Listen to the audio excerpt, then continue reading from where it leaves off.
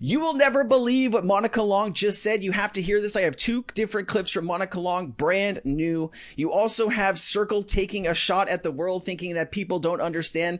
Circle basically said that there's no cross-border real-time payment system yet, but it's being worked on. We're also going to talk about the Federal Reserve Bank says that it is free to use crypto. Some things that were put in place in the Biden administration were just lifted, but we cannot take a victory lap just yet because there was a few things that still weren't lifted, so it was more like a PR stunt. I'll keep you and give you all the information on that. We're also going to look at the Aave growth on the XRP ledger. You have companies starting to buy XRP to hold long-term smart money, and so much more in this video, guys. Let's go ahead and start here with Monica Long. If you get any value from this content, guys, you can hit like, you can be a member of the channel and support me. Or if you want to take your education to the next level, you can think about joining Cryptonaires. This is where I'm posting all the projects that I am getting into and things that I am getting and receiving in the crypto space. I know a lot of people over the last 5 years, and they share a lot with me, and I share that with you. Let's go ahead and get into this. Let's go ahead and start here. We do have billions of dollars in cash on the balance sheet. That is a big statement. Ripple has not just one, but multiple billions of dollars, which means if they want to go out and acquire more infrastructure, well, you better believe that's what they're going to do. And you heard Brad Garlinghouse say this, right? We don't need to IPO right now. We don't need money. That is what is putting Ripple in the power seat, right? They can make all the moves that they want, and they don't have to report to a larger shareholder audience. Let me play it. Yes. Is that an indication that Ripple is going to be more acquisitive going forward now? Yes. Good. So we can expect some more M&A to come. Yes. More exciting things for sure. I mean, this is a big deal. I mean, I think 1.25 billion marks it as one of the largest in crypto history. Being a crypto company, we stand alone as being an owner of a non-bank prime broker. Yeah. And yeah, the hidden road, like I'm so bullish on having this tight, like under one roof partnership at this point between a company that serves like hundreds of the highest volume trading financial institutions with our business where we can be more of the blockchain tech infrastructure. And for them, I mean, they do $3 trillion annually. Revenue is super healthy, 100 million plus. And they can now get more risk capital using our balance sheet. So they can also grow their business exponentially. And I have to ask you, maybe not in the current market, but I have to ask you about an IPO at some point. You know, Brad has said to me in the past, when the SEC issues are done, we can start thinking about an IPO. Maybe is an IPO in the cards for Ripple at any point soon? At this moment, we have a lot of liquidity. So we do have billions of dollars cash on the balance sheet. We're in a really healthy position. We're in an acquisitive position, as you put it. I mean, if the gentleman would have listened to Brad Garlinghouse, you know, there was a recent interview, I think like last week, Brad Garlinghouse addressed this exact thing. I guess you can't be everywhere at all times, but you know, they've been saying the same thing. They don't want to IPO in a down market.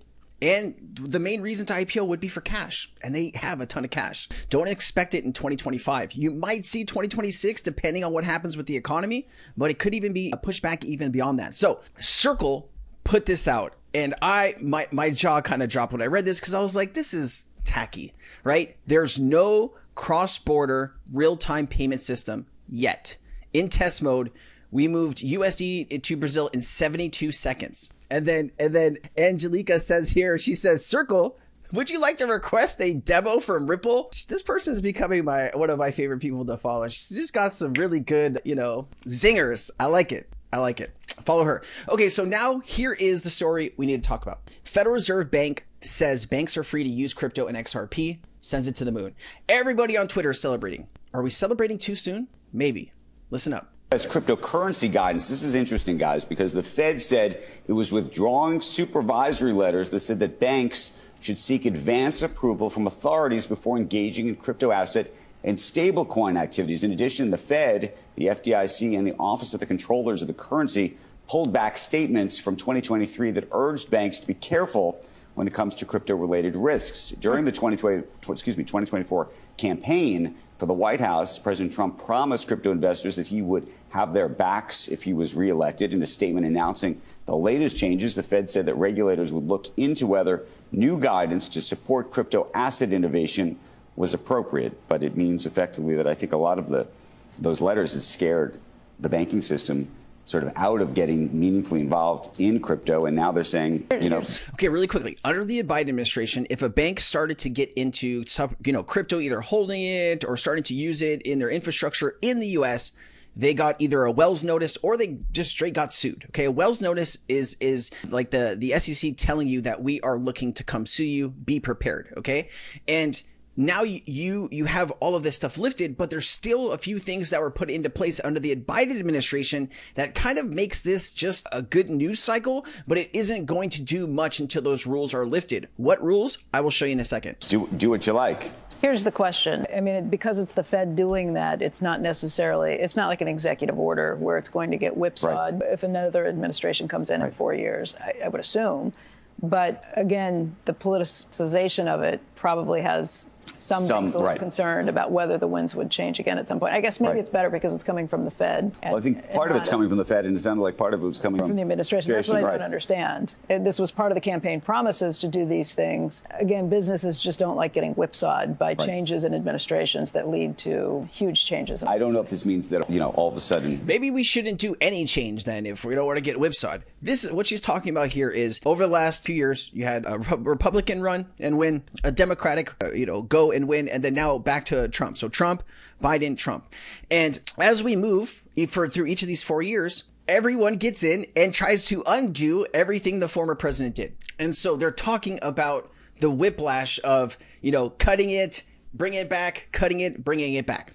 The bigger issue here is, we have these people on CNBC here not really bullish on the technology, right? They understand they've had, Bitcoin and people on to talk about the crypto and this and that, but they're not looking down a 5 or 10 year game plan. They're not looking at the rest of the world already adopting this very, very quickly, already putting in place regulation so banks and institutions in those countries can use crypto. And so, we are at a place here that we are going to need some of these people to get better educated in the crypto space. So when you get up here in front of millions of people every single day and you're having these conversations, you can actually add value to people's lives. And I think that is what CNBC is missing. And that's why I really don't spend any time watching this, because that really doesn't cover the meat and potatoes of the cryptocurrency market, which I truly care about. You're going to go to your local Chase on the corner and be taking Bitcoin. But you can't take Bitcoin. Look, I guess it does feel very different. It does feel very different in that crypto is becoming much more widely accepted, and maybe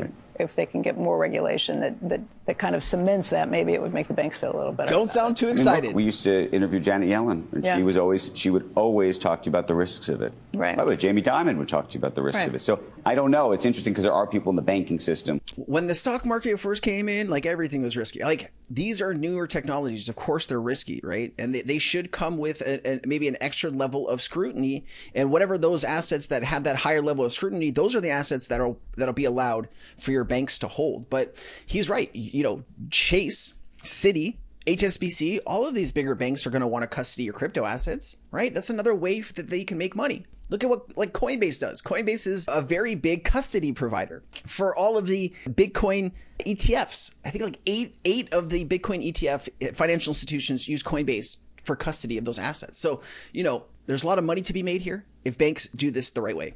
Okay. And so you are starting to see the XRP community, right? This person posts a lot of in the community, says, I don't think people understand the gravity of what the Federal Reserve just did.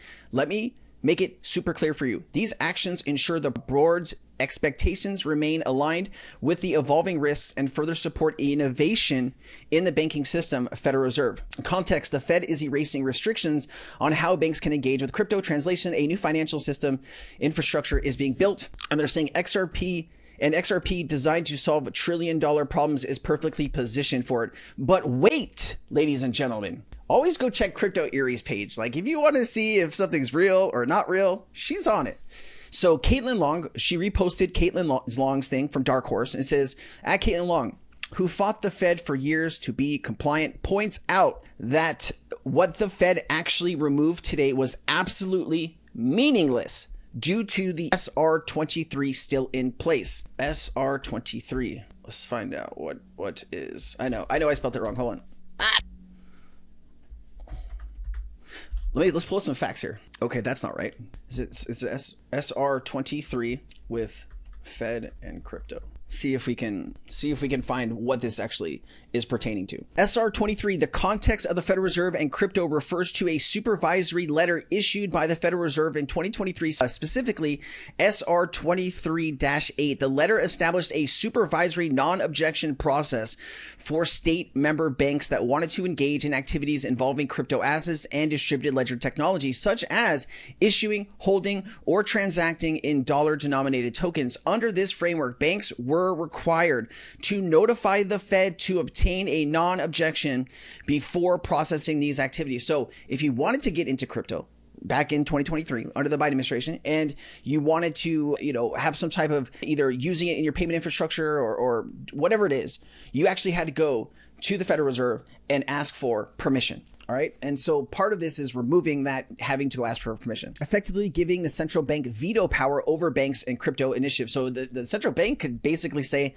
I don't want you touching crypto. You know what? You're my friend. You can touch crypto, right?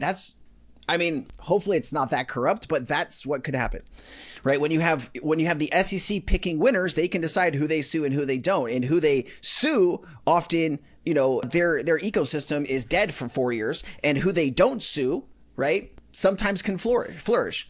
If you take a look at Ethereum, how could you blow that? You had clear guidance. You were the only cryptocurrency in the world with clear guidance for years, and you guys blew it? So sad for you. I'm hurt. The SR 23-8 process was criticized by some as creating unnecessary barriers and delays for banks investing in digital asset activities, with lawmakers and industry stakeholders arguing that it was stonewalled financial institutions from participating.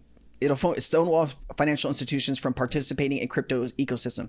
This supervisory approach was a part of a broader, more cautious regulatory stance adopted after high-profile crypto market disrupts like bank failures in 2022, 2023. They're talking about Terra Luna. They're talking about FTM. It says, however, April 24, 2025, the Federal Reserve has officially withdrawn the SR 23.8 along with related guidance such as SR 22.6. The new policy outlined in supervisory letter. In summary, SR 23.8 was a Federal Reserve. So it looks like they removed some of it, but not all of it. It says it's still in place. Perplexity says that it's dropped. Hold on. SR 23 is SR 23 really dropped? Oh fuck. Here it is. So what was dropped is 22.6, SR 23.8. But what was left in is SR 23.1, policy on section 913, 2017. Legally grounded in the Federal Reserve Act, declares a presumption that crypto activities are unsafe, requires supervisory non-objection before any state member bank can touch it. So this is a PR stunt. Without removing this piece, we are nowhere. We're nowhere. All right. So please, when you're seeing people taking victory laps, you please understand that we're not there yet, right? And I get people are excited. I get people are happy. I get people probably don't take an extra minute to just, research this part. But, here it is. All right, Monica Long. Again, Ripple president Monica Long confirmed Ripple Labs 1.25 billion hidden road. This is another clip about hidden road. It's not realistic that Same clip, excuse me. I think it's the same clip. The existing systems like banks are going to plug directly into the blockchain. They do need some connective tissue. That's what we provide. So what does infrastructure mean? It's things like getting from real world currency, fiat currency into digital asset currency. Those are on-ramps. The inverse would be off-ramps, secure custody. It's providing, stable coins and even, services for the institutions to be able to tokenize assets. So it's providing that layer of services that they need. In addition, the whole company started because 3 developers created the XRP ledger, which we were talking about. And so we've always had a belief in, building use cases that would make use of the efficiency within XRP ledger. So the set of services I'm talking about and the use cases that financial institutions would use would be, presumably on this ledger. All right. Financial institutions need to come in, right? Come in and register. That was a shot at the SEC. Okay, Aave, RLUSD by Ripple is growing quickly on Aave. If you take a look here, we are actually, oh my God, look at the explosion. 80 million already. That just happened. Public company reveals XRP holdings as smart money's bet becomes public. The first time ever a publicly traded company has officially confirmed XRP in its corporate treasury, signaling a major shift in how institutions are approaching the asset. Digital Commodities Capital Corp, is their name RIP? Or CSE has revealed it holds 103,000 XRP, confirming what many in the crypto space have quietly believed. While retail investors grew skeptical during the long-term legal battle in the SEC, smart money was quietly accumulating XRP. So here is that information. This is actually March 26, 2025. So this was actually last month, but great to see it. I'm not going to read all the details though. If you want to pause it here and do that, please go ahead. There's also this clip from Paul Atkins. He's making it clear that he understands how important his role is right now for America's future in digital asset. And Paul Atkins, he wants his legacy to be known as the guy that came in and righted the ship, gave the industry the clarity that it needs to balloon and grow and flourish in the United States. I'm very reluctant to be this happy because, God, I was really happy before when what's his name came in, thinking like, hey, this guy's teaching blockchain. He's gonna know all of this good stuff. And then, so Paul Atkins, he's starting off really good. Let me play this for you. So this is important work as entrepreneurs across the United States are harnessing blockchain technology to modernize aspects of the financial system.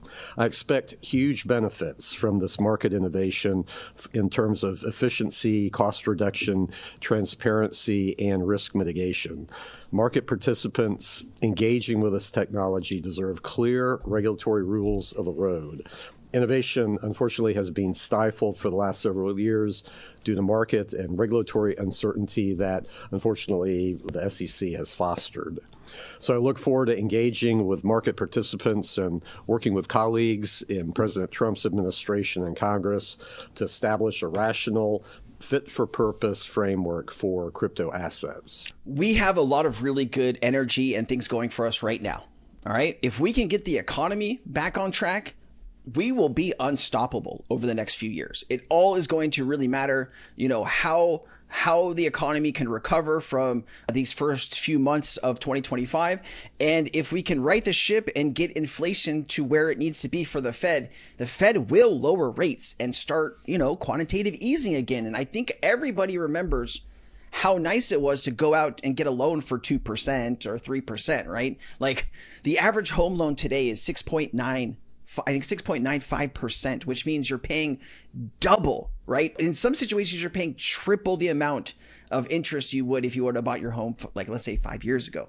So lowering these rates could help the average day person, as well as people like to take money out and put it into speculative markets. Sometimes that works out really well, and sometimes you go bankrupt, right? But that's what people like to do.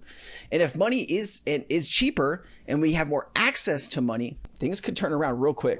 2.8 million is how much money I was able to make in the crypto market in 2021 with help from my community and, of course, my close friends. Never in my life ever before have I even come close to making $1 million, let alone almost 3xing that number.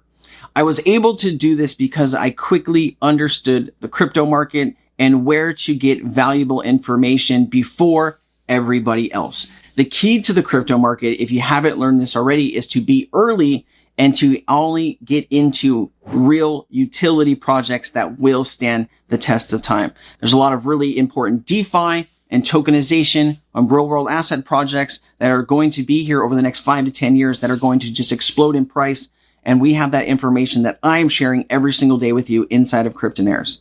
If you want to take your journey in crypto to the next level and you want to make insane amount of money, you need to first understand what you are doing in the space and where to find the best information. If you can start doing that, you can make some big changes in your life in the crypto space.